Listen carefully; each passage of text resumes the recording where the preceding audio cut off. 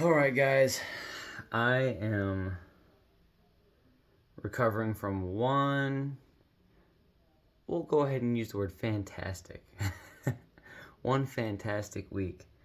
Um, I actually just woke up from a nap I took immediately after work that I don't know how much my body appreciated, but my body took it nonetheless. I don't think I had a voice in the matter. But other than that, I'm going to get right into Genesis chapter 8, where the header reads, "The flood recedes," and we'll get right into it. But God remembered Noah and all the wild animals and livestock with him in the boat. He sent a wind to blow across the earth, and the flood waters began to recede. The underground waters stopped flowing, and the torrential rains from the sky were stopped. So the flood waters gradually receded from the earth. After 150 days, exactly 5 months from the time the flood began, the boat came to rest on the mountains of Ararat. 2.5 months later, as the waters continued to go down, other mountain peaks became visible. After another 40 days, Noah opened the window. Oh, yeah. Noah opened the window he had made in the boat, and released a raven. The bird flew back and forth until the floodwaters on the earth had dried up.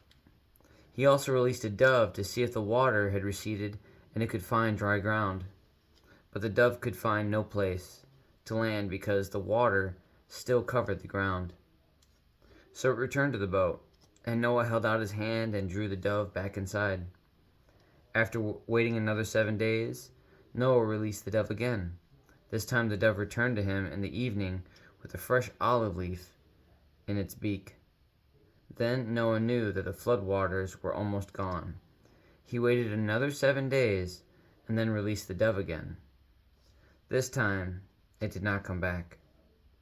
Noah was now 601 years old. On the first day of the new year, 10.5 months after the flood began, the flood waters had almost dried up from the earth.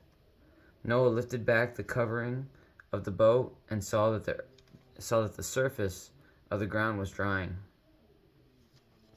2 more months went by, and at last the earth was dry.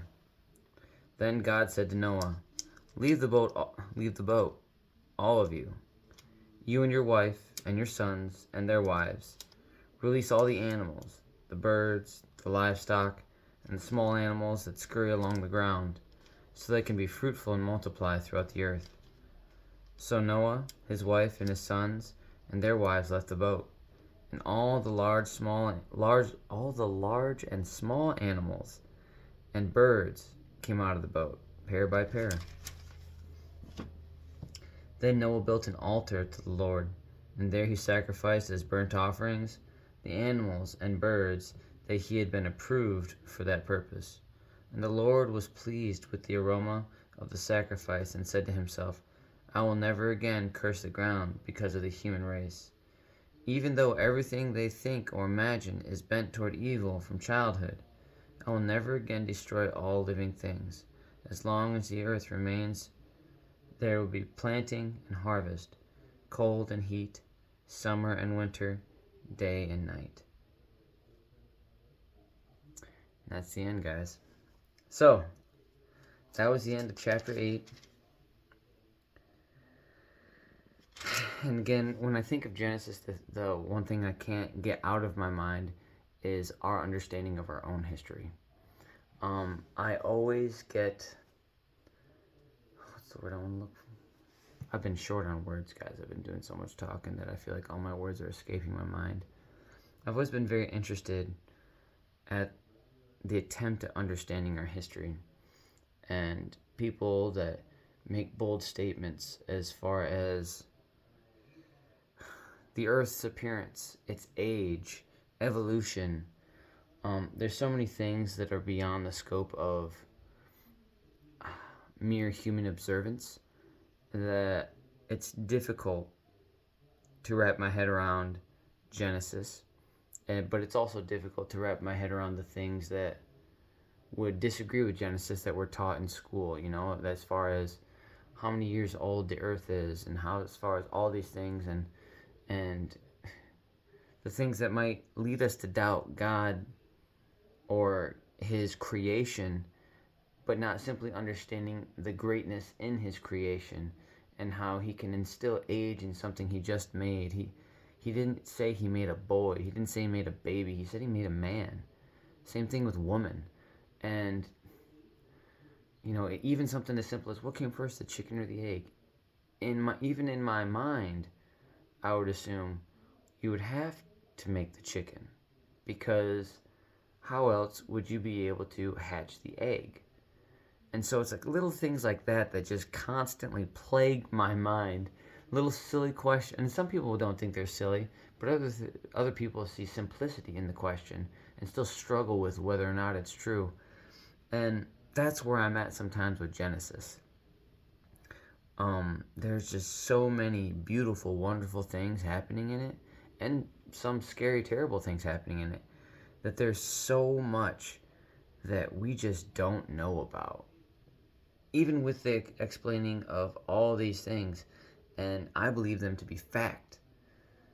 And there are some specific timelines, there's some specific things, but where'd all that water go? Where'd all that water come from?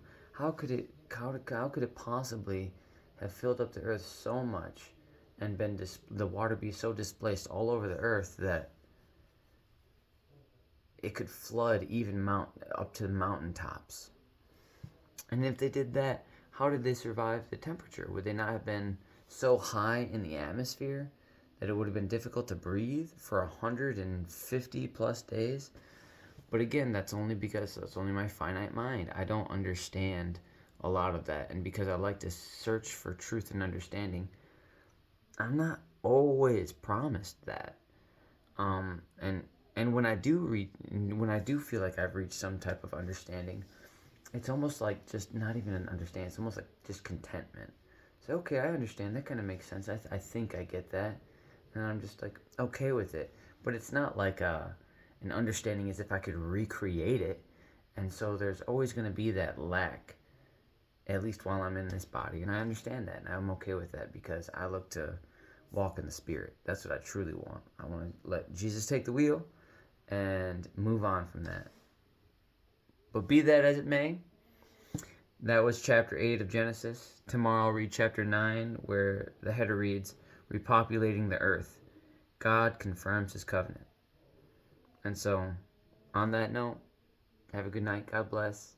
I love you. Jesus loves you. And I'll be back to read Genesis chapter 9 tomorrow. I'll see you later.